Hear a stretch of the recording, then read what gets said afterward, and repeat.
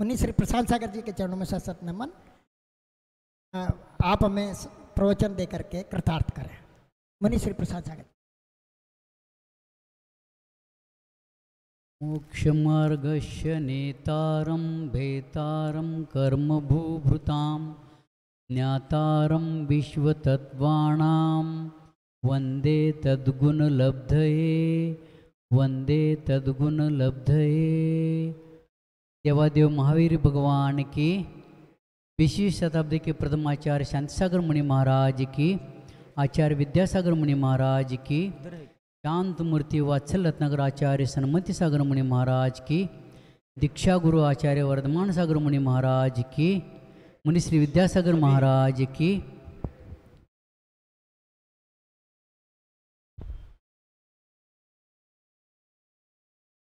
अनादिकाल से ये जीव इस संसार में परिभ्रमण करते आ रहे हैं, क्योंकि अनादिकाल से अनेकों बार अपन भी समूह शरण में भी जाकर आए हैं, लेकिन अपने को मुक्ति नहीं पाई, क्योंकि अपने जो भाव है वो भाव उसी प्रकार के, यानी मुक्ति को प्राप्त करने के लिए जो कार्य करके रहना चाहिए ऐसे भाव नहीं होने के कारण अपन इस चतुर्गति ब्रह्मण में भ्रमण कर रहे हैं। तो अपन जानते हैं कि अरिहंत परमेष्ठी जो होते हैं वो हमेशा सिद्धों की क्या ध्यान करते हैं। तो अपने को भी, क्योंकि सिद्धों की क्यों ध्यान करते हैं कि अपन देखते हैं कि जो शास्त्रों में यानी अनंत परमेष्ठी के द्वारा जो बताए 6 द्रव्य बताए हैं, उसमें 6 द्रव्य में जो जीव द्रव्य है वो जीव द्रव्य और पुद्गल ये 2 जो द्रव्य है वो हमेशा शुद्ध नहीं रहते, यानी कहीं शुद्ध है और कहीं अशुद्ध, यानी दोनों प्रकार के होते हैं। और बचे हुए 4 धर्म अधर्म आकाश और काल, ये 4 द्रव्य हमेशा शुद्ध अवस्था में रहते हैं। तो अपन जो संसारी जीव है ये अशुद्ध अवस्था में है अभी, क्योंकि सिद्ध परमेष्ठी जो है जीव की शुद्ध पर्याय है, और जो संसार में भ्रमण कर रहे ये जो जीव है ये सब अशुद्ध अवस्था में है, क्योंकि इन जीवों के साथ 3 प्रकार के कर्म जुड़े हुए हैं। तो अपन देखते हैं कि जो अशुद्ध जीव है वो शुद्ध बनने के लिए प्रयास करना चाहिए। तो कर्मों के बारे में अपन जानते हैं कि एक जीव के जो कर्म प्रदेश है वो असंख्यात है, और जीव के जो है वो संख्यात असंख्यात और अनंत, पुद्गल के जो है वो संख्यात असंख्यात और अनंत अनंत ऐसे है। और बचे हुए 4 में से जो धर्म अधर्म और आकाश यानी लोक संबंधी जो है उसमें असंख्यात प्रदेशी है, और कालानु जो है वो असंख्यात प्रदेश पर एक एक कालानु स्थित है। इस तरह इनके ये प्रदेश है। आकाश द्रव्य जो है वो अपन लोक में बारे में जानेंगे तो असंख्यात है, और बाकी लोक के बाहर भी अनंत अनंत आकाश द्रव्य के प्रदेश फैले हुए हैं। तो अपन जानते हैं कि एक जीव के प्रदेश असंख्यात है, और उस एक जीव के असंख्यात प्रदेश के एक प्रदेश पर जो कर्म लगे हुए हैं, कर्मान कर्म जो अनादिकाल से बनते हुए हैं, वो उस एक जीव के प्रदेश पर अनंत अनंत ज्ञानावरणादि आदि कर्म उसके ऊपर स्थित है। और ऐसे ज्ञानावरणादि कर्म जो है उस एक आत्म प्रदेश पर ज्ञानावर्दी कर्म जो है वो अनंत अनंत है, और ऐसे जो ज्ञानावर्दी शरीर जो है जीव के पास उस एक कर्म के ऊपर अनंत अनंत विश्रूप से उपलब्ध है। तो इस तरह ये कर्म की क्या है ऐसे जीव पर बांधे हुए हैं, यानी पहले कर्म के जीव के प्रदेश पर जो कर्मान वर्गना है, कर्मान शरीर अपन कहते हैं, वो पहले उसके ऊपर स्थित है, और उसके बाद ज्ञानावरणादि इसके ऊपर फिर शरीर के कर्म है और उसके बाद विश्रोपच, इस तरह इसकी रचना है। तो अपन जानते हैं कि जिस तरह इस तरह ये कर्म बंधन होता है इस आत्मा के प्रदेश पर है। अपने को अपन जानते हैं कि जिस प्रकार सुवर्ण के धातु से सुवर्ण के ही क्या बनते हैं, पात्र बनते हैं, और लोह के धातु से लोह की पात्र बनते हैं। इसी प्रकार जो जीव अपनी दृष्टि इस शुद्ध आत्म तत्व पर रखता है वो शुद्ध बन जाता है, और जिसकी दृष्टि इसके सिवाय अन्य पर पदार्थों में लगी हुई रहती है, उस जीव अन्य पदार्थ यानी शुद्ध बनने के सिवाय वो जीव नरक, त्रियंच और निगोद आदि पर्यावरण में क्या करता है, पाता है। तो इसलिए अपने सबको ये जानना है कि अपन हमेशा जो दृष्टि अपनी शुद्ध दृष्टि यानी सिद्धों जैसे अपने को बनना है, और उनके जैसे प्रदेश शुद्ध हो गए हैं जीव द्रव्य, वैसे अपने को बनना है। इसलिए हमेशा अपने को शुद्ध द्रव्य बनने के वक्त प्रयास करना चाहिए। और जो अपन राग द्वेष ये जो भाव अपन करते हैं, ये न करके हुए अपन हमेशा शुद्ध द्रव्य के बारे में, शुद्ध परमेष्टि के बारे में सोचकर उनका ही ध्यान करना चाहिए, और अपना जो अशुद्ध ये जो जीव है इसमें इसको शुद्ध करके अपने को सिद्धों जैसे बनना है। इतना ही कहकर मेरे वाणी को विराम देता हूँ। ओम नमः, ओम नमः, ओम नमः।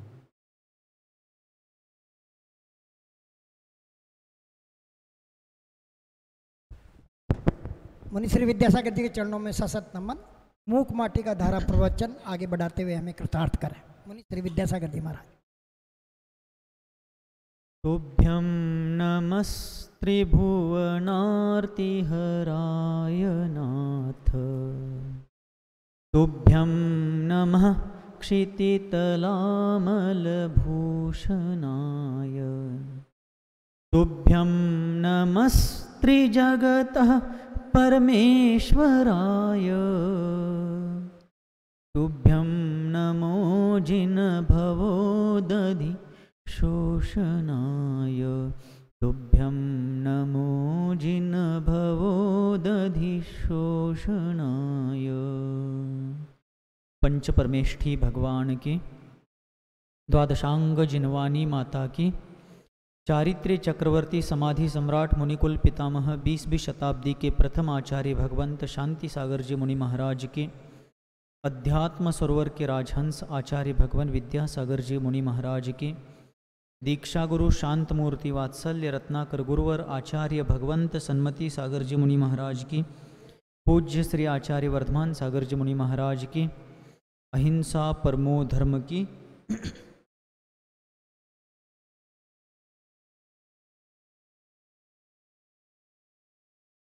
व्यक्ति अपने उपयोग के ऊपर अपने जीवन का निर्माण करता है। अपने ज्ञान दर्शन का जो उपयोग होता है, जिसे ज्ञानोपयोग और दर्शनोपयोग कहा जाता है, उस उपयोग का अगर सदुपयोग होता है तत्वचिंतन के लिए, शुभोपयोग के लिए, आत्महित के लिए, तो उसका वह उपयोग जीवन के सुख शांति का बीज बनता है। और वह अगर दुनियादारी में नाना प्रकार की झंझटों में और जिस चीज़ से अपना कोई संबंध नहीं उसमें अगर वो अपने उपयोग को उलझाता है, तो उसका वो स्वयं का उपयोग ही उसके लिए गले की फांस बन जाता है, दुखद बन जाता है। तो शिल्पी का जो उपयोग था, जो शरीर की कुंठा के कारण, शरीर की असमर्थता के कारण विकल हो चुका था, जब शिल्पी ने तन को विपक्ष के रूप में देख करके चेतन को सचेत किया और चेतना जागृत हो गई, तो शिल्पी का उपयोग, अंतरंग का वह जो उपयोग है, वह शिल्पी के संपूर्ण शरीर में भी स्फूर्ति भर देता है। और फिर शिल्पी माटी को रौंदने की क्रिया प्रारंभ कर देता है। और माटी की कोमलता इतनी चरम सीमा को स्पर्श कर रही थी कि उस माटी की कोमलता के सामने दुनिया के अन्य किसी पदार्थ की कोमलता समकक्ष नहीं हो पा रही थी।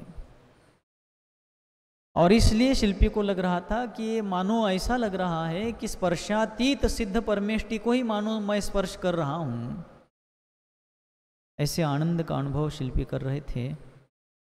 और उसी समय आम्र के पेड़ों की जो कोमल कोंपलें फूटी हुई थी, उनकी कोमलता भी माटी की कोमलता के सामने, फूली हुई चिकनी माटी की कोमलता के सामने उन कोंपलों की कोमलता भी हार चुकी थी। और अपने पराजय के कारण उनको जो क्रोध आया था, उसी कारण उनका वर्ण लाल हो चुका है, रक्त रंजित हो चुका है। ऐसी चर्चा पिछले सत्र में अपन ने करी थी।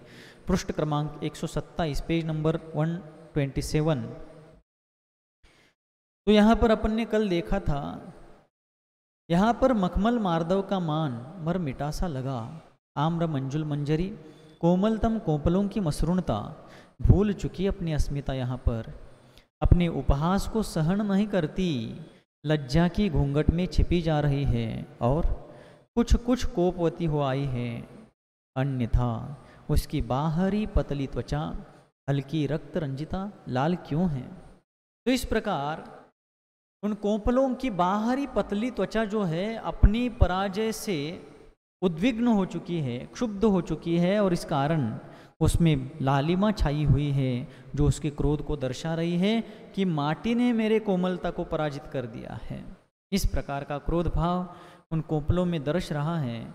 मोम की माँ माटी की मृदुता चुप रह न सकी, गुप रहस रह न सका, बोल पड़ी वह।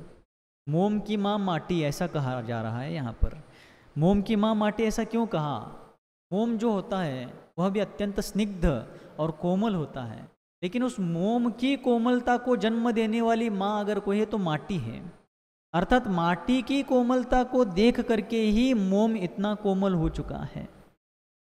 तो ऐसी उस माटी की मृदुता चुप न रह सकी। माटी के भीतर बैठी हुई मार्दवता, मृदुता चुप न रहते हुए वो बोल पड़ती है।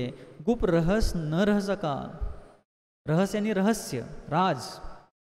गुप न रह सका, गुप यानी गुप्त। माटी के मुख से वो रहस्य गुप्त न रह करके अभिव्यक्त होता है, प्रकट होता है, और वो माटी बोल पड़ती है। माटी की मृदुता बोलने लगती है। चाहो सुनो सुनाती हूँ कुछ सुनने सुनाने की बातें। माटी की मृदुता क्या कहती है? अगर आप चाहो और अगर सुनोगे तो मैं सुनाऊंगी। क्या? कुछ सुनने सुनाने लायक जो अच्छी बातें हैं उसका मैं वर्णन करूंगी। उस सत्ता का किस तरह अतिशय बता दूं, परिचय बता दूं तुम्हें। अर्थात जो कोमलता की सत्ता है अथवा आत्मा की महानता की जो सत्ता है, आत्मा की जो महान श्रेष्ठ सत्ता है, सिद्धत्व की जो सत्ता है, उस सत्ता का अतिशय, अतिशय यानी महानता, श्रेष्ठता, चमत्कार, एक महान वैभव किस तरह तुम्हें बता दूं, उसका परिचय किस तरह तुम्हें दूं, उसका पता तुम्हें किस प्रकार दूं। इस प्रकार माटी और माटी का मार्दव भाव पूछ रहा है। और इसके साथ साथ अब माटी की मार्दवता शिल्पी के महान व्यक्तित्व का वर्णन करते हुए कहती है, जिन आँखों में काजल काली करुणाई वह छलक आई है, कुछ सिखा रही है चेतन की तुम पहचान करो। अर्थात शिल्पी की जो काजल काली आंखें हैं, अर्थात आंखों की जो काली पुतली है, सफ़ेद काली पुतली है, उसमें अत्यंत महान करुणा, प्राणिमात्र के प्रति दया का भाव और अनुकंपा, करुणा, सौहार्द, संवेदना जो भर आई है, ऐसी शिल्पी की वो करुणाशील आंखें हम सभी को संदेश दे रही है कि चेतन की तुम पहचान करो। चेतन यानी आत्मा। और शिल्पी जो है सच्चे गुरु के प्रतीक है, निर्ग्रंथ गुरु के प्रतीक है। तो सच्चे गुरु ही संसारी प्राणियों के प्रति दयाद्र होकर, करुणाशील होकर के अपनी आँखों से सभी के ऊपर करुणा बरसाते हुए वे सच्चे गुरु क्या करते हैं? इस प्रकार का उपदेश देते हैं कि आप सभी लोग भी चेतन की यानी आत्मा की, अर्थात अपने आत्म स्वरूप की पहचान करो, अपने आप को यथार्थ रूप से पहचानो। स्वयं को समझो, स्वयं को पहचानो, और स्वयं को समझे बिना आपका उद्धार किसी प्रकार नहीं होगा। दुनिया में कितने लोग मुझे जानते हैं, पहचानते हैं, समझते हैं, नहीं समझते हैं, इससे मुझे सुख दुख की कोई प्राप्ति होने वाली नहीं है। जब तक मैं स्वयं से अनजान रहूँगा तब तक दुखी रहूँगा, और जब स्वयं को पहचान करके उस अपने आप की उपलब्धि की ओर बढ़ूँगा तब सुखी होते होते एक दिन अव्याबाध शाश्वत सुख को प्राप्त कर लूँगा। इसलिए शिल्पी की करुणा से भरी हुई वो आंखें हम सभी को संदेश दे रही है कि चेतन की तुम पहचान करो। जिन अधरों में प्रांजल लाली अरुणाई वह झलक आई है, कुछ दिला रही है समता का नित अनुपान करो। पहचान करो, अनुपान करो, झलक आई है और छलक आई है, ऐसे अनेक शब्दों का यहाँ पर प्रयोग किया गया है। तो शिल्पी के जिन अधरों में, अधर यानी होठ, शिल्पी के जिन होठों में, लिप्स में प्रांजल लाली अरुणाई वह झलक आई है। प्रांजल यानी सरलता से भरी हुई जो लालिमा है, और अरुणाई, अरुणाई का मतलब जिस प्रकार सूर्य उदित होता है और सूर्योदय के समय प्राची दिशा में जिस प्रकार एक लालिमा छाई रहती है, वैसी शिल्पी की होठों पर जो लालिमा छाई है, वो शिल्पी की होठों की लालिमा इस प्रकार झलक आई है और हमें कुछ दिला रही है, यानी कुछ संबोधन दे रही है। और शिल्पी के होठ हमें संबोधित करते हुए कहते हैं कि समता का नित अनुपान करो, यानी समभाव, साम्य भाव का सेवन करो। क्यों? यह राग आग दहे सदा ताते समामृत से ये। पंडित प्रवर दौलत राम जी ने भी छड़ाला में ऐसी बात कही है। यह राग द्वेष मोह आदि कषाय भाव, अज्ञान और मिथ्यात्वादी भाव निरंतर इस आत्मा को संसार दशा में झुलसा रहे, जला रहे हैं। अब आप लोग समता का पान करिए, जैसा मैं भी कर रहा हूँ तो आप लोग भी समता का पान करिए, समता रूपी अमृत का पान करिए, ऐसा दौलत राम जी ने वहाँ पर कहा है। हाँ, अरुणाई का बताया ना, अभी ध्यान से सुना करिए आप सभी लोग।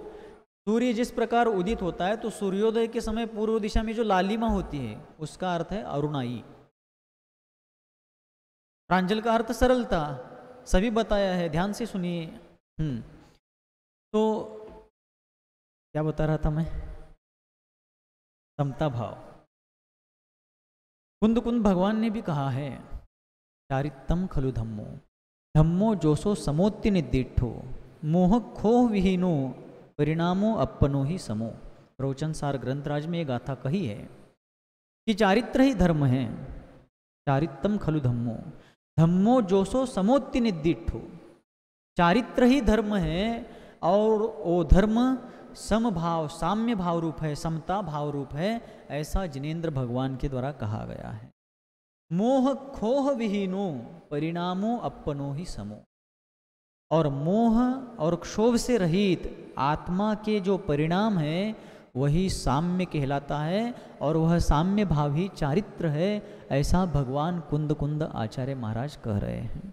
तो इसलिए यहाँ शिल्पी के होंठ हंसते हुए सरलता पूर्वक, प्रांजलता पूर्वक कह रहे हैं, समता का नित अनुपान करो, अर्थात समता भाव का, साम्य भाव का सेवन करो। राग द्वेष हम कम करते जाएंगे तो हमारा अपना दुख कम होता जाएगा, सुख शांति की अनुभूति होती जाएगी। पूरे राग द्वेष तो वर्तमान में मिट पाना असंभव है, इस वर्तमान भव में, अगले भव में जरूर वो संभव है, किंतु वर्तमान में पूरे राग द्वेष नहीं भी मिट सके तो भी हम उसको कम कर सकते हैं, मंद कर सकते हैं। तत्व ज्ञान के बल पर अपने आत्मा के वीतराग स्वभाव को समझकर हम अपने राग द्वेष को मंद करें। जिन गालों में मांसल वाली तरुणाई वह ढुलक आई है, कुछ बता रही है, समुचित बल का बलिदान करो। शिल्पी अभी तरुण है, जवान है, और जब आचार्य विद्यासागर जी महाराज ने भी मूक माटी महाकाव्य ग्रंथ की रचना प्रारंभ करी थी सन 1984 में, तब उनकी उम्र भी 38 साल की थी। कितने साल की थी? 38 साल की। और जब 1987 में इस ग्रंथ की रचना पूरी हुई थी तब उनकी उम्र 41 साल की थी। अर्थात वे तरुणाई के पर्याय से आगे बढ़ते हुए प्रौढ़ता की उम्र में एक पर्याय अर्थिक नय की अपेक्षा से थे। इसलिए ये शिल्पी जो है गुरु का प्रतीक है। और जिन गालों में मांसल वाली तरुणाई, यानी शिल्पी की जो पुष्ट गाल है, मांसल गाल है और उसमें तरुणाई ढुलक आई है, अर्थात उसमें तरुणाई झलक रही है, और वो तरुणाई झलकती हुई तरुणाई कुछ बता रही है, समुचित बल का बलिदान करो। अपने पास जो कोई बल है, शारीरिक बल, वाचिक बल और मानसिक बल, आत्मिक बल, उसका समुचित रूप से क्या करो, बलिदान करो, अर्थात प्रयोग करो, अपने हित के लिए, औरों के हित के लिए, स्वपर हित के लिए, पारिवारिक, सामाजिक, राष्ट्रीय हित के लिए अपने बल का प्रयोग करो। इस प्रकार शिल्पी के गाल सबको संदेश दे रहे हैं, क्योंकि बल तो सभी के पास है, लेकिन अपने बल का दुरुपयोग दुर्बलों का शोषण करने के लिए बहुत से लोग करते हैं, अन्याय अत्याचार करने के लिए या नाना प्रकार के पापोपार्जन के लिए अनेक लोग अपने बल का दुरुपयोग करते हैं, किंतु शिल्पी के गाल बता रहे हैं कि हम अपने बल का सदुपयोग करें। हम अपने बल का प्रयोग स्वपरहित में, विश्व कल्याण की भावना में और प्राणी मात्र के हित में अपने बल का उपयोग करें। प्रयोग करो, अपने बल का सार्थक उपयोग करो, प्रयोग करो। जिन बालों में अलिगुण हरिणी कुटिलाई वह भनक आई है, कुछ सुना रही है, काया का मत सम्मान करो। शिल्पी के जो बाल है, वो शिल्पी के बाल जो है अलिगुण हरिणी, अली यानी भौरा, भ्रमर, भ्रमर अत्यंत काला होता है, तो भ्रमर जैसे वो शिल्पी के काले बाल, और साथ साथ वो बाल कुटिल है यानी गोल है, वक्राकार, जैसे तीर्थंकरों के बाल होते हैं ना, जिसको क्या कहते हैं आप लोग, घुंघरालू बाल, घुंघराले बाल जो होते हैं, गोल गोल घूमे हुए बाल जो होते हैं, ऐसे उन कुटिलाई यानी घुंघरालू जो बाल है, उसमें उन बालों में कुटिलाई वह भनक आई है, यानी उन बालों में जो घुंघरालापन है वो स्पष्ट हो रहा है, और उन बालों की वो कुटिलाई कुछ सुना रही है, काया का मत सम्मान करो। अर्थात इस शरीर के सजाने धजाने में और इस शरीर के सुख सुविधाओं में लग करके अपना जीवन व्यर्थ मत खो, बल्कि इस काया का उपयोग साधना के लिए करो। आचार्य विद्यासागर जी महाराज ने एक दोहा एक अन्यत्र स्थान पर लिखा है, तन मिला तुम तप करो। क्या कहते हैं? तन मिला तुम तप करो, करो कर्म का नाश।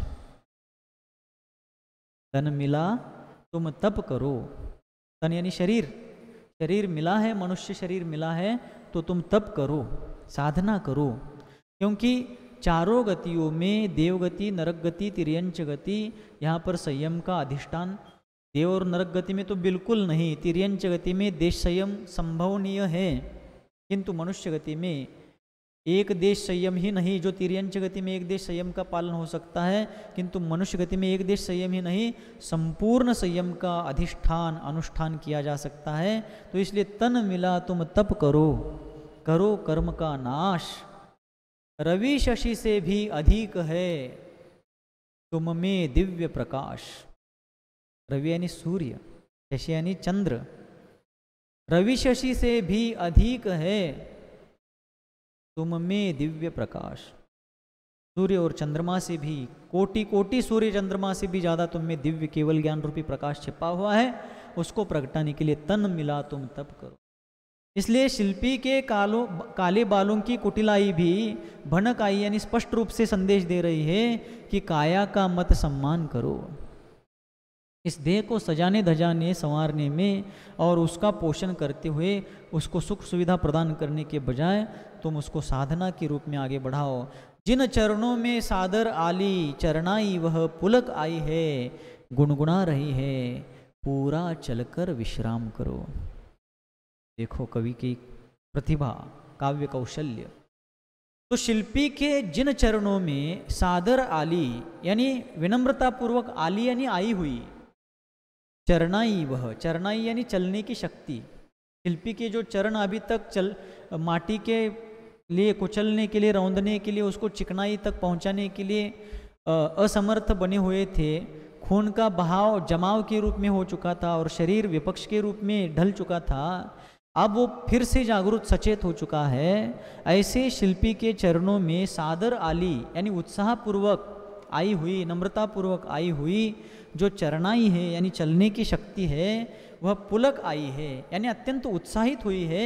और उत्साहवती शिल्पी के चरणों की चलने की वो शक्ति गुनगुना रही है, पूरा चलकर विश्राम करो। कैसे विश्राम करो? अपन लोग बचपन में एक पाठ पढ़ चुके हैं, कौन सा? खरगोश और कछुए की स्पर्धा। कछुआ किस लिए जीता? पूरा चलकर विश्राम करो। वो पूरा चलकर मंजिल तक पहुंचता है तभी रुकता है। और खरगोश अति तीव्र वेगशाली होकर के भी क्यों हार गया?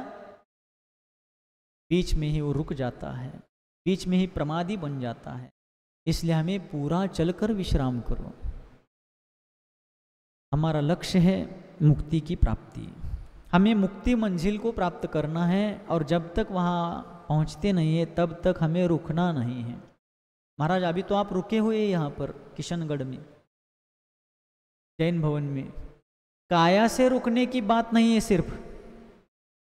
मोक्ष मार्ग की यात्रा काया से कम होती है, शरीर से कम होती है, वो आंतरिक विशुद्धि से ज्यादा होती है। क्योंकि जब केवल ज्ञान की प्राप्ति होती है तब केवल ज्ञान पाने वाले मुनिराज शरीर से कहीं विहार नहीं कर रहे होते हैं। वे एकाग्र चित्त होकर के अपने ध्यान में श्रेणी रूप परिणामों में स्थिर होते हैं, तभी केवल ज्ञान की प्राप्ति होती है। और अरहंत भगवान भी जब मोक्ष पर्याय को प्राप्त करते हैं, अरहंत दशा से सिद्ध पर्याय को धारण करते हैं, तब वे भी समोसरण आदि विभूति का त्याग करके मन वचन काया रूप योग प्रणाली को रोकने के लिए एक एकांत स्थान में स्थिर हो जाते हैं और वहाँ पर आघाती कर्मों का क्षय करके मुक्ति को प्राप्त करते हैं। इसलिए पूरा चलकर विश्राम करो, इसका मतलब है हम संसार से मुक्त होना तो चाहते हैं, लेकिन धर्म ध्यान धर्म साधना करते हुए बीच में ही उसको छोड़ नहीं देवे। कभी कभी लोगों को लगता है कि मैं इतनी सारी धर्म आराधना कर रहा हूँ लेकिन मुझे कुछ फल दिखाई नहीं दे रहा है, किंतु उसका दोष धर्म को नहीं देवे। धर्म आराधना का फल मुझे दिखाई नहीं दे रहा है, इसका दोष धर्म को नहीं देवे। धर्म तो ऐसा सामर्थ्यशाली कल्प वृक्ष है, हम जितनी विशुद्धि से भक्ति से उसकी आराधना करते हैं उतना ही वो अच्छा फल और शीघ्र फल देता है। मानतुंग आचार्य ने उसी भक्तामर स्तोत्र से 48 बेड़ियां, 48 हथकड़ियां, 48 ताले, 48 दरवाजे तोड़ करके उस बंधन से मुक्ति पाई थी एक ही बार में। हमने 4800 बार भक्तामर स्तोत्र पढ़ा, लेकिन हमारे हाथ का पतला धागा नहीं टूट रहा है। वही स्तोत्र, वही जाप्य, वही मंत्र, वही स्वर, वही व्यंजन, वही मात्राएं, फिर हमारे साथ ऐसा क्यों नहीं हो रहा है? तो उस स्तोत्र को पढ़ते समय उनकी जो विशुद्धि थी उतनी हमारी नहीं है। तो दोष भक्तामर स्तोत्र को नहीं देना चाहिए, हमारी कम विशुद्धि को दोष देना चाहिए कि हमारी विशुद्धि अभी उतनी नहीं है, तो हम अपनी विशुद्धि को बढ़ाएं। धर्म की शरण में आया हुआ अनादि मिथ्या दृष्टि जीव भी अंतिम अंतर मुहूर्त में सारे कर्मों का क्षय कर मुनि दशा में केवल ज्ञान को प्राप्त करके मुक्ति को प्राप्त करता है, ऐसा शास्त्र में स्पष्ट संदर्भ आता है। तो हम क्यों नहीं कर सकते? लेकिन हमारे भीतर उतनी विशुद्धि आनी चाहिए, रत्नत्रय की साधना उतनी प्रकर्षता को प्राप्त होनी चाहिए। इसलिए पूरा चलकर विश्राम करो। बीच में ही धर्म साधना धर्माराधना नहीं छोड़नी है, बल्कि पूर्ण मंजिल तक, पूर्ण लक्ष्य तक पहुंचना है। और सुनो, और छोर कहाँ उस सत्ता की, तीर तट कहाँ गुरुमत्ता का, जो कुछ है प्रस्तुत है। अपार राशि की एक कनिका, बिंदु की जलांजलि सिंधु को, वह भी सिंधु में रहकर ही यूं कहती कहती मुदिता माटी की मृदुता मौन का घूंघट मुख पर लेती है। माटी की मृदुता ही, माटी की कोमलता ही अब तक ये सारा संदेश उपदेश दे रही थी। शिल्पी के व्यक्तित्व का जो कौशल है, पहलू है, वो हमें क्या संदेश दे रहा है, इसका वर्णन वो माटी की मृदुता ही कर रही है। और अंत में वो कहती है, और सुनो, और छोर कहाँ उस सत्ता की, आत्मा की जो विशुद्ध सत्ता है, आत्मा की जो पवित्र महान सत्ता है, वो जो अस्तित्व है उसका और छोर नहीं है। और छोर यानी कोई शुरुआत और अंत नहीं है, क्योंकि आत्मा अनादि अनंत है। विश्व के सारे पदार्थ, सारे द्रव्य अनादि अनंत हैं। उनकी पर्याय सादि शांत, अनादि शांत, अनादि अनंत या सादि अनंत, 4 प्रकार की पर्याय होती हैं। पर्यायों की अभिव्यक्ति चारों में से किसी प्रकार की क्यों ना हो, लेकिन द्रव्य अनादि अनंत होता है। अनादिकाल से द्रव्य है, अनंत काल तक रहेगा, इसलिए उसका और छोर नहीं है। तीर तट कहाँ गुरुमत्ता की, गुरुमत्ता यानी श्रेष्ठता, उस आत्म स्वभाव की जो श्रेष्ठता है उसका तीर तट नहीं है, वो अपार है। उसका कहीं तीर तट नहीं आएगा, उसका किनारा नहीं आएगा, इतना अपार है उसका श्रेष्ठ भाव। जो कुछ है प्रस्तुत है, यानी उसकी महिमा जो कुछ भी है वो प्रस्तुत यानी स्पष्ट है। अपार राशि की एक कणिका बिंदु की जलांजलि सिंधु को, वह भी सिंधु में रहकर ही, अपार राशि यानी समुद्र, समुद्र में रहकर एक कण, एक बूंद जल ले लिया और उस एक कण भर जल को, एक बिंदु भर जल को लेकर के बिंदु की जलांजलि सिंधु को, समुद्र को ही हम जलांजलि दे रहे हैं और उसी का जल लेकर उसी में खड़े रहकर, वह भी सिंधु में रहकर ही, सिंधु यानी समुद्र, समुद्र में रह करके ही हम सिंधु को जलांजलि दे रहे हैं और वह भी बिंदु की। अर्थात जैसे कोई वैदिक संस्कृति वाले लोग समुद्र में रह करके उसके तट पर, किनारे पर, जल में, कमर भर जल में रह करके उसके जल की जलांजलि, जल का अर्घ्य समुद्र को अर्पण करते हैं, लेकिन समुद्र से ही लेते हैं और समुद्र में रहकर समुद्र को ही अर्पण करते हैं। वैसे आत्मा की महिमा हम क्या कहें, आत्मा की महिमा एक बूंद भर ही कही जा सकती है। कुंद कुंद आचार्य देव ने आत्मा के स्वभाव की महिमा गाते हुए समय सार ग्रंथ की रचना करी, लेकिन ग्रंथ का नाम है समय सार। समय यानी आत्मा और सार यानी संक्षिप्त वर्णन करूंगा, सारभूत संक्षिप्त अल्पमात्र वर्णन करूंगा, क्योंकि आत्मा की पूर्ण महिमा गाई जानी असंभव है। आत्मा के स्वभाव का पूर्ण वर्णन किया जाना असंभव है, इसलिए मैं सार संक्षेप के रूप में ही कहूँगा। इसलिए उन्होंने समय सार में 415 गाथाओं में आत्मा का वर्णन किया। हाँ, इसलिए अपार राशि की एक कणिका, अपार राशि आत्मा की गुणवत्ता, आत्मा की महिमा अपार है, उसकी एक कणिका अर्थात अल्पमात्र वर्णन किया जाएगा उसकी महिमा का। जैसे बिंदु की जलांजलि सिंधु को, एक बूंद भर जलांजलि सिंधु को दी जा रही है, वो भी सिंधु में रहकर, आत्मा के स्वभाव में रह करके ही आत्मा की महिमा का आस्वादन करते हुए आत्मानुभवी लोग आत्मा का बिंदु भर यानी संक्षिप्त रूप में वर्णन कर सकते हैं। ऐसा कहते कहते माटी की जो मृदुता है, जो मुदिता है, मुदिता यानी आनंदित, आनंद स्वभाव वाली वो माटी का मृदु भाव है, इस प्रकार शिल्पी का स्वभाव और आत्मा के स्वभाव का संक्षिप्त वर्णन करते हुए अपने मुख पर मौन का घूंघट ले लेता है। पूरा चलकर विश्राम करो, इस पंक्ति ने शिल्पी के चेतन को सचेत किया और मन को मथ डाला। पूरी स्फूर्ति आई तन में जो शिथिल श्लथ हो आया था। माटी की मृदुता जो वर्णन कर रही थी, उस पंक्तियों को सुनकर के पूरा चलकर विश्राम करो, इस पंक्ति को सुनकर शिल्पी के चेतन को सचेत किया, अर्थात शिल्पी की चेतना और उत्साहित हो जाती है। एक कुछ पंक्तियां पढ़ी थी एक जगह पर, मैं जब से चला हूँ मेरी मंजिल, मैं जब से चला हूँ मेरी मंजिल पर नज़र है, आँखों ने कभी मील का पत्थर नहीं देखा। अर्थात जो लक्ष्य की ओर बढ़ने वाले लोग होते हैं वो निरंतर लक्ष्य की ओर एकाग्र रहते कि मुझे यहाँ पहुँचना है, और वो आँखों से मील का पत्थर कभी देखते नहीं कि मैं कितना चला और कितना भी बचा है। वे तो निरंतर लक्ष्य की ओर बढ़ते हैं, क्योंकि मील की पत्थर की तरफ देख करके कभी कभी हताशा भी आ जाती कि अरे इतना चला हूँ लेकिन अभी इतना अंतर कैसे क्या बचा है। इसलिए मैं जब से चला हूँ मेरी मंजिल पर नज़र है, आँखों ने कभी मील का पत्थर नहीं देखा। मील का पत्थर देखेंगे तो हताशा आ सकती, इतना चल कर के भी मैं अभी तक इतना ही आ पाया हूँ, इतना अंतर कैसे बचा। इसलिए निरंतर मंजिल की ओर बढ़ना है तो पूरा चलकर विश्राम करो। इस पंक्ति ने शिल्पी के चेतन को सचेत किया, उसको और उत्साहित किया, और शिल्पी ने मन को मथ डाला। शिल्पी का मन जो तन का साथ देते हुए विपक्ष के रूप में खड़ा था, माटी को रौंदने की क्रिया में साथ नहीं दे रहा था, उसको शिल्पी ने मत डाला और पूर्ण स्फूर्ति उसके शरीर में आ जाती है कि जो शरीर अब तक शिथिल हुआ था, ढीला पड़ा था, श्लथ हुआ आया था। श्लथ यानी थका हुआ था, थकान, श्लथ का अर्थ है थकान से भरा हुआ था। ऐसे शिल्पी के शरीर में बहुत उत्साह आ जाता है। रौंदन क्रिया और गति पकड़ती है। माटी की गहराई में डूबते हैं शिल्पी के पद आ जानूं।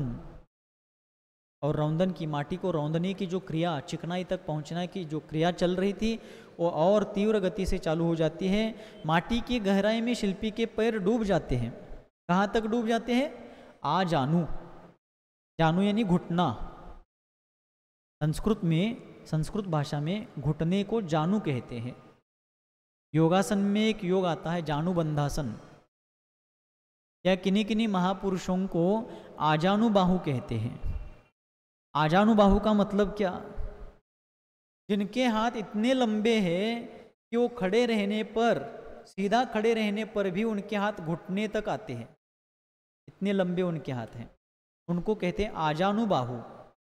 बाहु यानी हाथ, आजानु यानी घुटने तक जिनके हाथ लंबे हैं उनको कहते हैं आजानु बाहु। और ऐसे हाथ वाले पुरुष एक महापुरुषत्व का एक लक्षण है वो।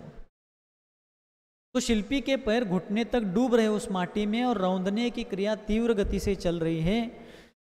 पुरुष की पुष्ट पिंडलियों से, पुरुष की पुष्ट पिंडलियों से लिपटती हुई प्रकृति माटी सुगंध, पुरुष की पुष्ट पिंडलियों से लिपटती हुई प्रकृति माटी सुगंध की प्यासी बनी, चंदन तरु लिपटी नागिन सी। और पुरुष यानी जो शिल्पी है, उसकी पिंडरियों से वो माटी क्या हो रही है? लिपट रही है। और उस माटी की प्रकृति यानी स्वभाव जो है उस पुरुष से अनुराग भाव रख रही है। जैसे शिष्य अपने गुरु से अनुराग भाव रखता है, माटी जो है, माटी की प्रकृति जो है पुरुष की पिंडरियों से क्या हो रही है? चिपक रही रौंदते समय। और कैसे?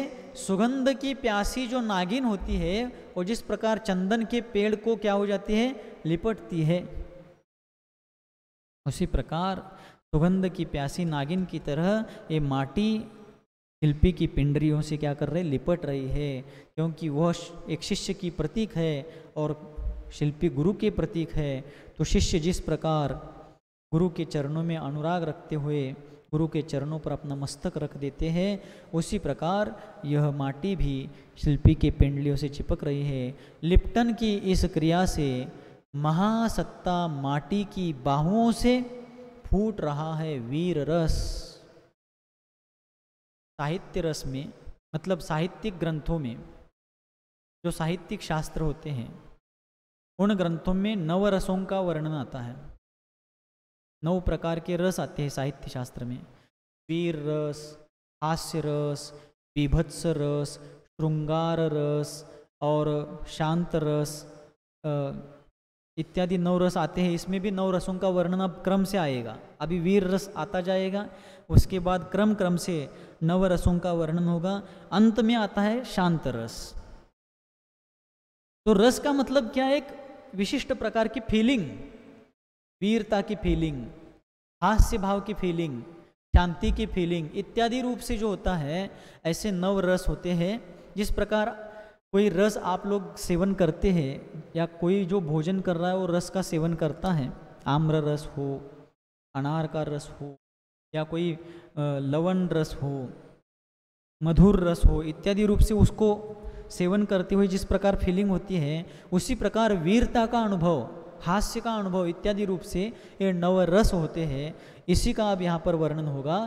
तो शिल्पी जब माटी को रौंद रहे हैं उस समय माटी जो शिल्पी के पिंडलियों से लिपट रहे हैं, उस क्रिया के दौरान महासत्ता माटी की बाहुओं से, वहाँ माटी में कोई बाहु यानी हाथ वगैरह ऐसा नहीं, लेकिन एक काल्पनिक वर्णन किया जा रहा है, चित्रण किया जा रहा है, और उसके बाहुओं से वीर रस फूट रहा है। यानी वीर रस बाहर प्रकट हो रहा है और पूछ रहा है शिल्पी से वह कि क्यों स्मरण किया गया है, इसे क्यों बाहर बुलाया गया है। और वीर रस क्या करता है, शिल्पी से पूछता है कि क्यों स्मरण किया गया है मुझे, इसे यानी इस वीर रस को क्यों बाहर बुलाया गया है। वीरों से स्तुत है यह, वीर रस प्रस्तुत है, सदियों से वीर्य प्रदान किया है युग को इसने। और वो वीर रस शिल्पी से कहता है कि वीरों से स्तुत है यह, वीर लोग जो योद्धा लोग होते हैं, पराक्रमी शूरवीर लोग होते हैं, ये वीर लोग इस वीर रस की क्या करते हैं, स्तुत यानी स्तुति करते हैं।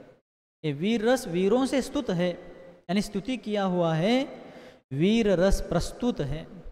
शब्द कैसे रखे हैं, वीरों से स्तुत है और वीर रस प्रस्तुत है, स्तुत और प्रस्तुत। और वीर रस प्रस्तुत है यानी आपके सामने प्रकट हुआ है, सदियों से वीर्य प्रदान किया है युग को इसने। सदियों से, प्राचीन काल से इस वीर रस ने इस युग को, इस धरती को, इस यहाँ पर रहने वाले सभी को वीर्य यानी बल प्रदान किया है। वीर्य का अर्थ है बल, शक्ति, सामर्थ्य, पावर। तो इस वीर रस ने सबको वीर्य यानी बल प्रदान किया है। लो पी लो प्याला भर भर कर, विजय की कामना पूर्ण हो तुम्हारी, युग वीर बनो, महावीर बनो, अक्षत वीर्य बनो तुम। और वो वीर रस क्या करता है, शिल्पी को प्रेरित करते हुए सद्भावना भाता है कि लो प्याला भर भर कर इस वीर रस को पी लो, और तुम्हारी जो विजय की कामना है वो तुम्हारी विजय की कामना पूर्ण हो, युग वीर हो यानी इस युग के सबसे श्रेष्ठ वीर बन जाओ तुम, महावीर बन जाओ, अर्थात सब वीरों में तुम महावीर बन जाओ, अक्षत वीर्य बनो तुम। वीर्य यानी शक्ति, क्षत यानी नाश, और अक्षत यानी जो कभी नाश नहीं होगा, ऐसा अक्षत वीर्य यानी अनंत बलशाली बन जाओ तुम, तुम्हारा बल कभी समाप्त नहीं होवे। इस प्रकार की मंगल कामना माटी के बाहुओं से बाहर पड़ा हुआ वह वीर रस शिल्पी के बारे में व्यक्त करता है। अब शिल्पी का वीर्य बोलता है, वीर रस का भाव सुन करके शिल्पी का वीर्य बोलता है। यहाँ शिल्पी का वीर्य का मतलब शिल्पी का जो पौरुष है, साहस है, वो वीर रस को कुछ बोलता है। वीर रस से अब शिल्पी का वीर्य बोलता है वीर रस से कि तुम नशे में बोल रहे हो। शिल्पी का वीर्य वीर रस से क्या बोल रहा है कि तुम नशे में बोल रहे हो, कि मैंने युग को वीर्य प्रदान किया है, मेरे कारण ही शूरवीर लोग विजय प्राप्त करते, इत्यादि रूप से तुम जो बोल रहे हो ये तुम नशे में बोल रहे हो। इस विषय में हमारा विश्वास दृढ़तर बन चुका है कि वीर रस से तीर का मिलना कभी संभव नहीं है, और वीर रस से पीर का मिटना त्रिकाल असंभव।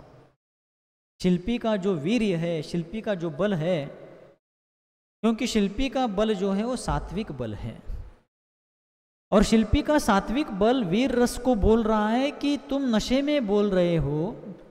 वीर रस के विषय में, इस विषय में हमारा विश्वास अत्यंत दृढ़तर हो चुका है, अत्यंत मजबूत हो चुका है कि वीर रस से तीर का मिलना कभी संभव नहीं है।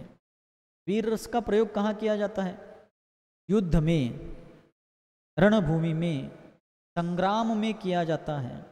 लड़ाई में वीर रस का उपयोग किया जाता है। योद्धा लोग अपने वीर रस का उपयोग वीरतापूर्वक युद्ध भूमि में करते हैं। तो वीर रस से तीर का मिलना कभी संभव नहीं है। क्यों? युद्ध के बाद कितना भी वीर शूरवीर योद्धा हो, वीर रस से वो युद्ध करे भी तो भी युद्ध के बाद दोनों पक्षों को एक मेक के सामने बैठ करके सुलह करनी पड़ती है, या कोई पक्ष जीत भी जाता है तो भी हारे हुए पक्ष के साथ उसको सांत्वना देनी पड़ती है, उसको फिर से शांति का भाव रख करके उसको साथ लेकर चलना पड़ता है। इसलिए वीर रस से तीर का मिलना कभी संभव नहीं है, और वीर रस से पीर का मिटना त्रिकाल असंभव। पीर यानी दुख। युद्ध भूमि में कितना भी लड़ लो, लेकिन युद्ध के कारण मानवता जो झुलस जाती है, मानवता को दाह का जो अनुभव हो जाता है, मानवता पीड़ित हो जाती है, उसका दुख वीर रस से मिटना संभव नहीं है। जीता हुआ पक्ष भी हारे हुए लोगों का दुख देख करके दुखी हो जाता है। कोई राष्ट्र कितना भी विजयी हो जाए, अमेरिका ने हिरोशिमा नागासाकी के ऊपर परमाणु बम का उपयोग किया था, लेकिन दुनिया भर में आज भी उस परमाणु हमले की निंदा होती है। उस परमाणु हमले में झुलसे हुए लाखों लोग आज भी पीड़ित जीवन जी रहे हैं और उनके प्रति दुनिया भर के विचारवंत बुद्धिजीवी लोग आज भी सांत्वना देते हैं। जो अमेरिका युद्ध नीति को आज भी वो बात चुभती है कि हमारे कारण आज वो चीज़ याद की जाती है इस रूप में। इसलिए वीर रस से पीर का मिटना त्रिकाल असंभव है। तो वीर रस से कितना भी युद्ध जीता जाए तो भी जो हारे हुए हैं, जख्मी हुए हैं, या जीतने वाले पक्ष के भी जो योद्धा लोग खो चुके हैं, मर मिट चुके हैं, उनकी याद में भी वो जीता हुआ पक्ष अपने जीत का जश्न मनाने में दुख का भी अनुभव करता है कि आज हमारे योद्धा हमारे जश्न में सम्मिलित नहीं है। इसलिए वीर रस से पीर का मिटना त्रिकाल असंभव। आग का योग पाता है शीतल जल भी वह, शनैः शनैः जलता जलता उबलता भले ही, किंतु सुनो धधकती अग्नि को भी नियंत्रित कर बुझा सकता है उसे।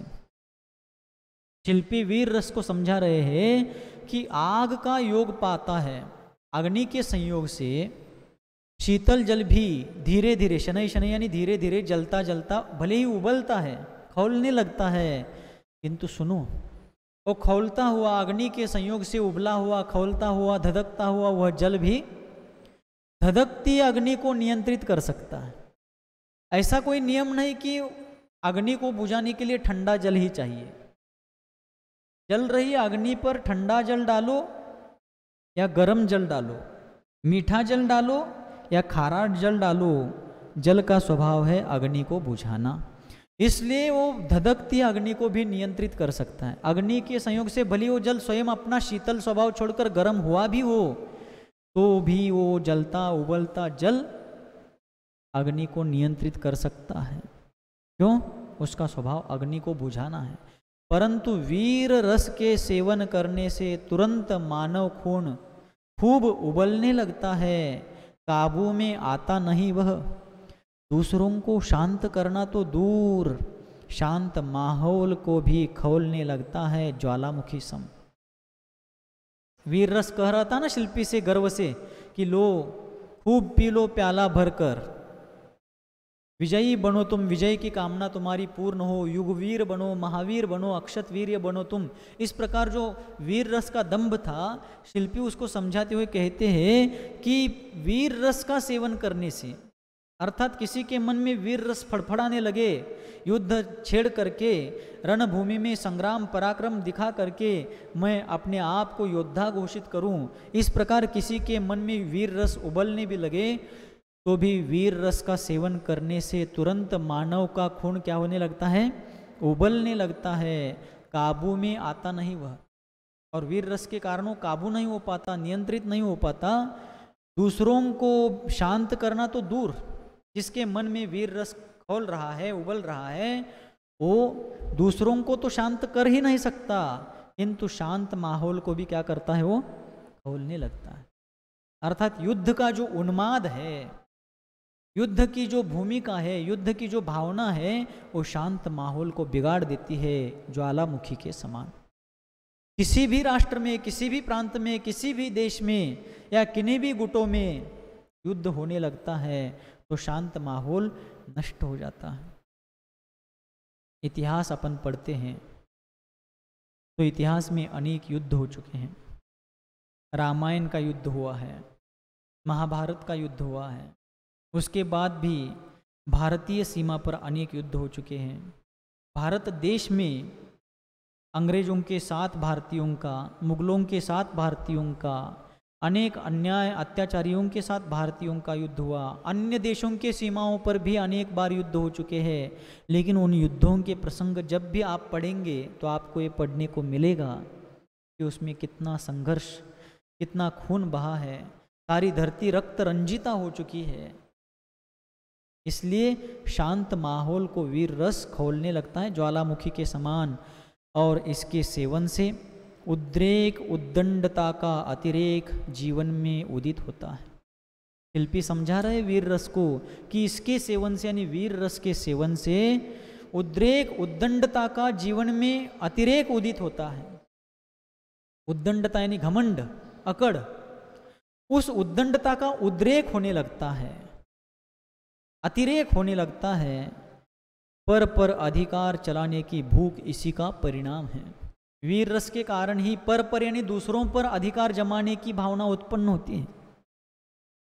हम दूसरों को जीत ले, हमारे राज्य की, राष्ट्र की सीमाओं को और विस्तृत करे, विस्तारवादी नीति।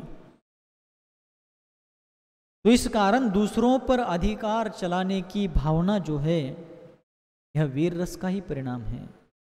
या जो भी व्यक्ति घर में, परिवार में रहता है, समाज में रहता है, थोड़ा बलशाली है शारीरिक बल की अपेक्षा से, धन बल की अपेक्षा से, उसका वो धन बल, शारीरिक बल एक इस प्रकार के भीतरी उद्दंडता को जन्म देता है, जिसके बल पर वो दूसरों पर अधिकार जमाने की भावना रखने लगता है। सभी मेरे काबू में रहे, सभी पर मेरा नियंत्रण रहे, इस प्रकार का भाव रहता है। बबूल के ठूंठ की भांति मान का मूल कड़ा होता है, और खड़ा होता है पर को नकारता, पर के मूल्य को अपने पदों में दबाता है। और ये वीर रस जो है एक ऐसा है, बबूल की ठूंठ की भांति मान का मूल कड़ा होता है। जिसके पास वीर रस है, शक्ति है, युद्ध का उन्माद है, उस व्यक्ति का मन जो है, उसका आचरण जो है मान के मूल, बबूल के ठूंठ की भांति। बबूल का पेड़ होता है, कभी देखा होगा आप लोगों ने बबूल का पेड़, बबूल का ठूंठ भी देखा होगा, वो बहुत कड़ा होता है। कुल्हाड़ी से जब उस बबूल के लकड़ी को तोड़ने का प्रयास करेंगे, कोई करते होंगे, तो यही महसूस करेंगे कि लकड़ी बहुत कड़ी है। बबूल की लकड़ी और अमरूद की लकड़ी, अमरूद के पेड़ की लकड़ी भी बहुत कड़ी होती है। तो बबूल का ठूंठ जिस प्रकार अत्यंत कड़ा होता है, कठोर होता है, वैसे ही मान का मूल कड़ा होता है। मान कशाई व्यक्ति का जीवन भी वैसे ही कड़ा होता है, वो एंग्री यंग मैन की तरह हो जाता है। कभी कभी बहुत से लोग एंग्री यंग मैन होते भी है, और किसी किसी को कल्पना से कोई व्यक्ति एंग्री यंग मैन नहीं हो तो भी एंग्री यंग मैन लगने लगता है, इसमें नाइलाज होता है। लेकिन जिसका वीर रस खोलता है, उसका जीवन मात्र क्या होता है, बबूल की ठूंठ की भांति कड़ा बन जाता है, अहंकार से भर जाता है, और इस कारण से वह व्यक्ति और खड़ा होता है पर को नकारता। और जब भी जहाँ भी खड़ा रहेगा, जहाँ भी जीवित रहेगा, वो पर को नकारता है, दूसरे के सम्मान को नकारता है, दूसरे के अस्तित्व को, उनकी अस्मिता को नकारता हुआ पर के मूल्य को अपने पैरों तले दबाता है। दूसरों के जीवन के महत्व को, दूसरों के जीवन के अस्तित्व को अपने पैरों तले दबाता है। क्यों? मैं वीर हूं, मेरे से ज्यादा कोई है ही नहीं, मेरे से आगे कोई है ही नहीं। इस प्रकार उसकी स्थिति हो जाती है। हमारे एक गुरु भाई है, ज्येष्ठ श्रेष्ठ गुरु भाई मुनिश्री धर्मसागर जी महाराज, जो महाराष्ट्र के सांगली जिले में धर्मगिरी तीर्थ क्षेत्र पर चातुर्मास कर रहे हैं। बहुत सहज सरल सात्विक स्वभाव के, सात्विक साधना के धनी साधक है। वे एक उदाहरण देते हैं, दृष्टांतों का भंडार भरा है उनके पास, और बहुत ही सात्विक स्वभाव के साधक है। तो आज वे जो दृष्टांत देते हैं, उनमें से एक दृष्टांत आज यहाँ प्रासंगिक हो रहा है। एक राजपुत्र जंगल में शिकार करने के लिए गया था, अपने साथियों के साथ शिकार करने के लिए जाता है, लेकिन शिकार मिलता नहीं, और शिकार को खोजने के चक्कर में घने जंगल में वो सभी भटक जाते हैं और एक में एक से दूर हो जाते हैं। और भटकते भटकते वो राजपुत्र अपने साथियों को खोजने पर भी साथी नहीं मिलते, तो चलते चलते पैदल चल चल करके थक जाता है। और चलते चलते उसको प्यास लग गई, तेज प्यास लग गई। पानी की खोज में चलता चलता जंगल के पास बाहरी छोर पर एक किनारे पर आ जाता है। तो जंगल की सीमा पर एक झोपड़ी सी दिखी और उसके आंगन में कुआं था। वहां पर रहट भी लगा हुआ था, कुएं के ऊपर बाल्टी और रस्सी भी थी। ये राजपुत्र बहुत प्रसन्न होता है, चलो प्यास बहुत लगी है, कुआं है, बाल्टी है, रस्सी है, अब पानी खींच करके प्यास बुझा लूंगा। जैसी बाल्टी के पास पहुंचता है उसका मान कषाय जग जाता है कि मैं इतना शूरवीर योद्धा, अनेक युद्धों में अपनी शमशेर का पानी सबको पिला चुका हूँ, शमशेर बहादुर हूँ, जंग बहादुर हूँ, मेरे पास सैकड़ों सेवक मेरी सेवा के लिए लगे हुए हैं, और अगर मैं यहाँ पर स्वयं अपने हाथों से पानी खींचकर पीऊँगा और कोई देख ले तो मेरे सम्मान को बड़ी ठेस पहुँचेगी। तो राह देखने लगता है, कोई आ जाएगा तो उससे पानी खिंचवा करके पीऊँगा, क्योंकि मैं राजपुत्र हूँ। तो बैठ जाता है, देखो मान कषाय, तो बैठ गया। थोड़ी देर में वहाँ से निकलने वाला एक बड़ा अमीर आदमी वहाँ से निकल रहा था, और वह आदमी भी किसी कारण से भटक गया अपने दल से, और भूख प्यास से परेशान था, पानी की खोज में था। भटकते भटकते वो भी संयोग से वहाँ आ जाता है। उसने भी देखा कुआं है, बाल्टी है, रस्सियाँ, पानी पीऊँगा। तो जैसी बाल्टी के पास जाता है, इतने में ये व्यक्ति जो पहले आकर बैठा था वो उसका स्वागत करता, आइए बहुत अच्छा हो गया, आप प्यासे होंगे, धूप से आए हैं दिखता है, तो आप भी पानी खींच लीजिए, बाल्टी है, रस्सी है, और पानी पिए, और थोड़ा साथ साथ मुझे भी दीजिए। तो आया हुआ व्यक्ति पूछता है, आप भी पहले से आकर बैठे दिखता है, तो यहाँ बाल्टी है, रस्सी है, आपने क्यों नहीं खींच कर पिया, मुझसे क्यों मांग रहे हैं? तो पहला वाला कहता है, मैं शाहजादा हूँ। क्या हूँ मैं? शाहजादा हूँ। शाहजादा मतलब राजपुत्र। तो अभी आया हुआ व्यक्ति कहता है, मैं भी नहीं खींचूंगा। क्यों? मैं अमीरजादा हूँ। मैं क्या हूँ? मैं अमीरजादा हूँ। तो दोनों बैठ गए। देखो मान कषाय का फल, एंग्री यंग मैन। तो दोनों भी बैठ गए। इतने में तीसरा एक व्यक्ति आता है, वो भी पानी की तरफ बढ़ता है, तो दोनों उठकर उसका स्वागत करते, आइए आप प्यासे दिखते हैं, बाल्टी रस्सी है, पानी भी है, आप पानी खींचिए, आप भी पिए, हम दोनों को भी दीजिए। तो उसने पूछा, आप लोग अभी इतनी देर बैठे हो, आपने क्यों नहीं पिया? वो कहने लगे, मैं अमीरजादा हूँ और ये शाहजादा मेरे पहले आकर बैठे हैं, तो इसलिए हमने नहीं खींचा, आप खींचिए, आप भी पियो, हमें भी पिलाओ। वो कहता है, मैं भी नहीं पीऊँगा। क्यों? आपको क्या हो गया? आप अमीरजादा है, आप शाहजादा है, तो मैं नवाबजादा हूँ। मैं क्या हूँ? नवाबजादा हूँ, मैं भी नहीं पीऊँगा। वो भी बैठ गया और किसी की राह देखने लगे, कोई आएगा हमें पानी पिलाएगा। तीनों बैठ गए। इतने में एक आदमी आया, इधर उधर उसने देखा ही नहीं, सीधा गया, बाल्टी को रस्सी बांधी, पानी में बाल्टी डाल दी, पानी ऊपर खींच लिया। अब इन तीनों की आस जग गई। ये आदमी तो बिल्कुल बेफिक्र है, चलो ये अपनी प्यास बुझाएगा। ये तीनों तुरंत जाते उसके पास, भाई साहब बहुत अच्छा है, आपने पानी खींच लिया, आप जल्दी से पियो, प्यासे दिख रहे हो, दूर से आए हो दिख रहे हो, तो आप पानी पियो और साथ साथ हमें भी थोड़ा पिलाओ। तो पानी पीते पीते आए हुए उस व्यक्ति ने पूछा कि आपको क्या हुआ पानी पीने में, आप लोग इतनी देर से क्यों प्यासे बैठे हो?